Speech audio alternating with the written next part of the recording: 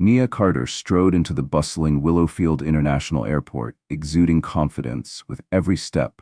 Clad in a perfectly tailored charcoal gray suit and matching heels that tapped rhythmically against the gleaming tiles, she was a picture of success. In her hand swung a sleek leather briefcase, a token she'd gifted herself after a career-defining courtroom victory. This trip wasn't just another work commitment, it was a brief interlude before a landmark meeting that could propel her to an entirely new echelon in her career. The lounge hummed with activity. Families corralling children, solo travelers glued to their devices, and professionals poring over documents, but Nia tuned it all out. Years of rigorous focus had trained her to block out distractions. She checked her boarding pass, seat 1A first class. It was a small luxury she allowed herself after years of relentless effort. A quiet smile graced her lips. When the boarding announcement echoed through the lounge, Nia gathered her belongings and joined the priority line. As she approached the gate agent, she noticed a faint unease prickling at her. The boarding area behind her was filling up, and she felt the weight of strangers' gazes on her back. Shrugging it off, she presented her boarding pass with a polite smile. The agent scanned it but hesitated, their brow furrowing. Their lips pressed into a thin, uncertain line as they glanced over their shoulder, clearly searching for someone. "Is there an issue?" Nia asked, her tone measured but edged with curiosity. "Just a moment, ma'am," the agent replied, their voice tight. Before she could question further, a man in a pilot's uniform approached. His presence was commanding, his demeanor frosty. His sharp gaze flicked to her boarding pass, then lingered on her in a way that felt intrusive. "Ma'am," he said curtly, "there's been a change in seating arrangements. You'll need to move to economy. First class is full." Nia blinked, her composure momentarily slipping. "Excuse me, this is my assigned seat," she said, holding up her boarding pass as proof. The pilot's expression hardened. "I'm not here to argue. You can cooperate, or you won't be flying today." The words hit her like a physical blow. Around her, passengers murmured in hushed tones. "What's going on? Why is she holding up the line?" Heat crept up her neck, embarrassment and anger warring within her. She took a steadying breath. "I booked this seat weeks ago," she said, her voice controlled but firm. "There must be some kind of mistake." "There's no mistake," the pilot snapped, his tone brooking no argument. "Step aside so we can keep things moving." The unspoken reason hung in the air like a heavy fog. The pilot's dismissive tone, the sidelong glances from other passengers, it all painted a clear picture. She wasn't being moved for logistical reasons. She was being moved because of who she was. The gate agent avoided her gaze, and the passengers behind her shifted uncomfortably, choosing silence over intervention. Not a single voice rose in her defense. Nia's fingers tightened around the handle of her briefcase, her nails digging into the soft leather. She was faced with an impossible choice: stand her ground and risk missing the flight, or swallow the humiliation and comply. After a long pause, she forced herself to speak. "Fine," she said, her voice low but steady. "Just give me my new seat." The agent handed her a new ticket without meeting her eyes. "Row 42, seat F, economy." The walk down the jet bridge felt like a gauntlet. Nia's heels, usually a symbol of her poise, now felt like weights dragging her down. As she stepped onto the plane, she cast a glance at the first-class cabin. Spacious seats, ample legroom, glasses of champagne resting on trays. It was everything she'd worked for and everything she'd been denied. She caught sight of a blonde woman settling into seat 1A, her seat. The woman's eyes met hers briefly before darting away, guilt flashing across her face. Nia's chest tightened. This wasn't about space. Her seat had been handed to someone else, someone deemed more worthy. The silence on the plane was deafening. No flight attendant stepped in. No passenger questioned the decision. Her shoulders stiffened as she made her way down the increasingly narrow aisle. When she reached her row, she found the overhead bin full. She struggled to wedge her briefcase under the seat in front of her, acutely aware of the eyes on her. Nobody offered to help. She sank into the cramped seat, her posture rigid, her jaw clenched so tightly it ached. The window beside her reflected a face that, despite years of resilience, now betrayed a crack in her armor. Nia Carter's thoughts were a chaotic whirlwind of anger, sadness, and humiliation. Yet as the plane taxied down the runway, something inside her began to shift. The shame burned hot, but so did something else, something fierce and unyielding.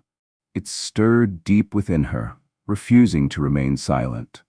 The door to the economy cabin swung open, and Nia stepped through with her head held high, even as her stomach churned. The cheerful hum of passengers arranging bags and settling into seats dulled as heads turned in her direction. Their curious stares felt like daggers, each one chipping away at her composure. But Nia didn't falter. She wouldn't give them the satisfaction of seeing her break. Her assigned seat was at the very back of the plane, in the last row, far from the first-class luxury she had worked so hard to afford. Every step toward it felt heavier than the last, her heels clicking against the aisle floor, the sound echoing louder in her ears with each stride. She glanced at her boarding pass again. Row 42, seat F. When she finally reached it, her heart sank further. The overhead compartments were crammed to capacity. She stood frozen for a moment, gripping her briefcase, her mind racing as impatience buzzed from the passengers behind her. "Excuse me," someone muttered sharply, brushing past her.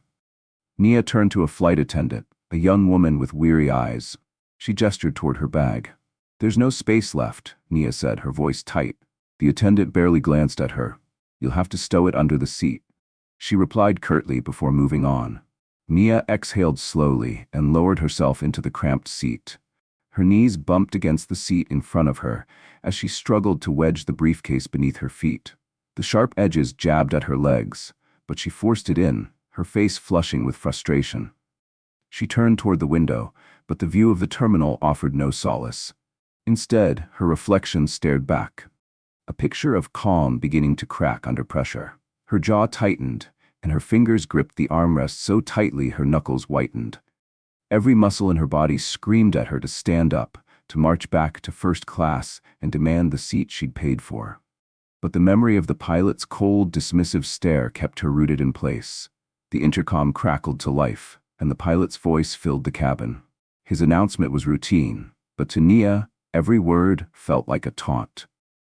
He had stripped her of her dignity, and now his voice dominated the air as though he owned it. She glanced around the cabin. Some passengers avoided her gaze, others stared openly, their expressions a mix of curiosity and indifference. Not a single person had stood up for her during the confrontation. The realization struck her like a blow to the chest.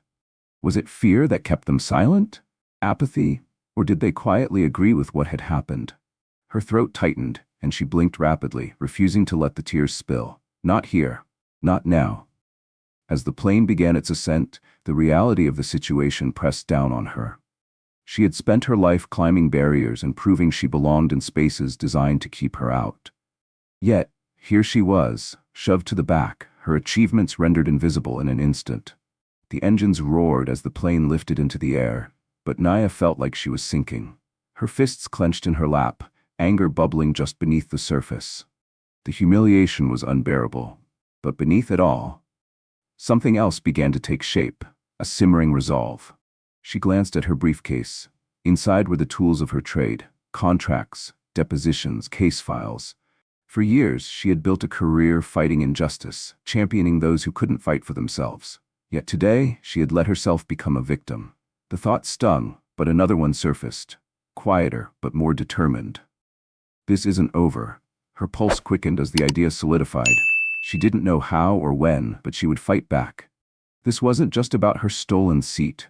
It was about something much bigger, something systemic that needed to be exposed. Her fingers relaxed, her hands resting on her knees as her breathing steadied. Though her heart still raced, she reminded herself, she wasn't powerless. She had a voice, and she intended to use it. As the plane leveled out, Nia's gaze hardened. Her humiliation would not define her. If they thought this was the end, they were wrong. This was only the beginning. Nia Carter leaned back in her chair, exhaling slowly. Images from the flight played on a loop in her mind. The pilot's cold, dismissive voice, the piercing stares of the passengers, and the suffocating silence that had screamed louder than any words. Her chest tightened as the humiliation she'd buried beneath her composed exterior came rushing back. "Why didn't I fight back?" she whispered, the words barely audible. The question gnawed at her. Nia had built her career on challenging injustices, standing up for the voiceless in courtrooms. Yet in that moment she had let herself be silenced. Anger bubbled to the surface, fierce and unrelenting.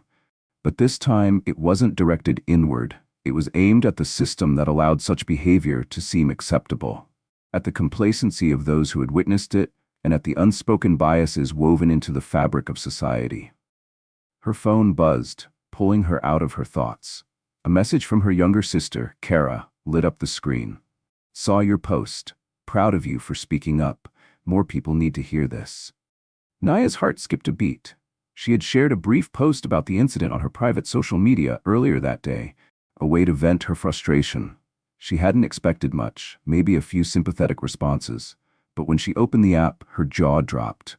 The post had gone viral. Comments flooded in. "This happened to me too. Thank you for sharing your story. We need to hold these companies accountable." But there were skeptics too, even outright hostility. "Are you sure it wasn't a misunderstanding?" "Stop playing the victim card." Nia's hands curled into fists. The dismissive remarks stung, but they only fueled her resolve. This wasn't just her story anymore. It was a pattern, a shared experience for countless others. She began typing furiously, recounting every detail of the flight, the confrontation at the gate, the pilot's sharp tone, the icy stares, and the deafening silence of the passengers. She poured her emotions into the post, weaving in the facts and the questions that had haunted her since. When she finished, she read it over, her heart pounding. It wasn't just a social media post, it was a declaration.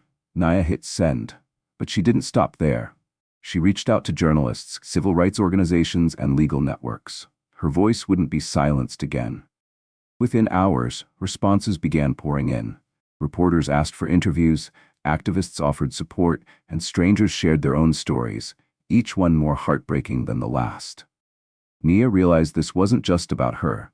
It was about the systemic racism embedded in the airline industry and far beyond. Her humiliation had been the spark, but now there was a fire. One she intended to fan until change became unavoidable. The courtroom was quiet, save for the faint shuffle of papers and the occasional click of a pen. Naya sat at the plaintiff's table, her back straight, her tailored suit a symbol of her unyielding resolve. The past weeks had been a blur of interviews, research, and sleepless nights. Now, it all came down to this moment. Across the room, the airline's legal team radiated arrogance.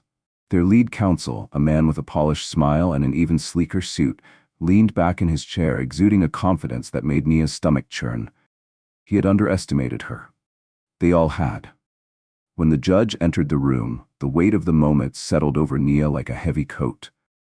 This wasn't just her fight anymore. She was here for everyone who had ever been silenced, dismissed, or humiliated because of the color of their skin. The airline's lawyer began his opening statement, spinning the incident as a simple misunderstanding. He painted the pilot as a professional, making a necessary decision, and suggested that Nia had misinterpreted the situation. His narrative was smooth, designed to sow doubt.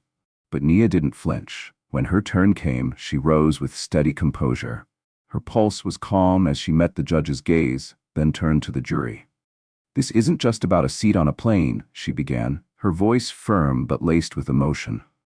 "It's about the subtle, insidious ways racism manifests in our daily lives. It's about the silence that allows it to continue."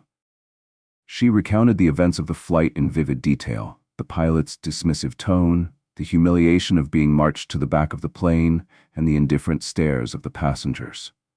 Her words painted a picture so clear, the jury shifted uncomfortably in their seats. The defense tried to undermine her credibility, but Nia was unshakable. When they suggested she had overreacted, she countered with hard statistics on racial discrimination within the airline industry. When they implied it was an isolated incident, she presented testimony from others who had experienced similar treatment.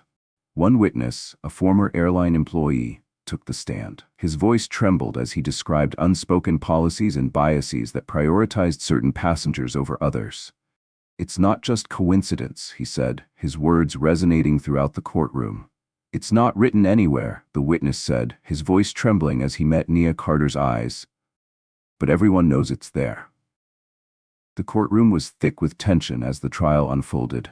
Each piece of evidence chipped away at the airline's polished facade.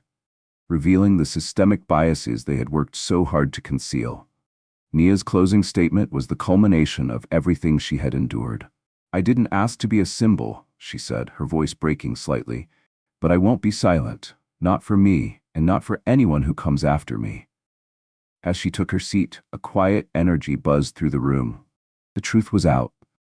All that remained was to wait. The courtroom fell silent as the jury foreperson stood to deliver the verdict. Nia's heart pounded, each beat reverberating in her ears. Her hands were clasped tightly in her lap, her polished demeanor masking the storm of emotions inside. Months of work, sleepless nights, and the painful revisiting of that humiliating flight all hinged on the next few words. "We find in favor of the plaintiff," the foreperson said. The words hit her like a wave. Relief, joy, and vindication swirled together in a chaotic flood. For a moment, Nia couldn't move, couldn't breathe. Then she exhaled sharply, her shoulders dropping as tension she hadn't even realized she was holding melted away. Across the room, the airline's legal team stiffened. Their confident smirks had been replaced with tight, strained expressions. The lead counsel leaned toward his client, whispering hurriedly. It was a moment Nia would never forget, a small but significant crack in the armor of a system that had protected people like them for far too long. Her lawyer leaned over and whispered, "You did it, Nia." "No," she thought, her gaze sweeping the room. "We did it." The judge's voice broke through her thoughts, announcing the damages awarded. The sum was substantial, but Nia knew it wasn't about the money. It was about sending a message that no amount of power, privilege, or position could justify treating someone as less than human. As the courtroom emptied, Nia was surrounded by supporters, activists, colleagues, and even strangers who had followed her story. Hugs, handshakes, and words of gratitude came in waves. Yet amid the celebration, a quiet, reflective stillness settled over her. Later that evening, Nia sat alone in her apartment, the city lights twinkling through the windows. Legal documents lay spread across her coffee table, each one a piece of the puzzle that had brought her here. Her phone buzzed, pulling her from her thoughts. It was a message from Kara. "You're amazing. You gave us all a voice." Nia smiled, tears welling in her eyes. She thought about the countless people who had reached out, sharing their own stories of discrimination. Her fight had become their fight. Her voice, their rallying cry. The next morning, headlines blazed across the media. Corporate lawyer wins landmark discrimination case against Airline. Interview requests poured in, but Nia chose carefully. She agreed to a few, using her platform not for personal glory, but to shine a light on the systemic issues her case had revealed. When she arrived at her office, she found a note on her desk. "Your courage inspires us all." It was unsigned, but it didn't matter. The message reminded her that change wasn't about the spotlight. It was about the ripples one act of courage could send through the world. Nia stood by the window, looking out at the bustling city below. Somewhere out there, someone else was facing what she had endured, feeling the same frustration, the same helplessness. She vowed they wouldn't feel it alone. This wasn't just her victory. It was a step toward a world where no one would ever have to walk down an airplane aisle in shame again. Thank you for watching this story. If you found it powerful, don't forget to give it a thumbs up and subscribe to our channel for more inspiring and thought-provoking stories like this one. Here's a question for you. What would you have done in Nia's shoes? Let us know in the comments. We'd love to hear your thoughts. Your support means everything. So hit that subscribe button and turn on notifications to never miss a story. See you in the next one.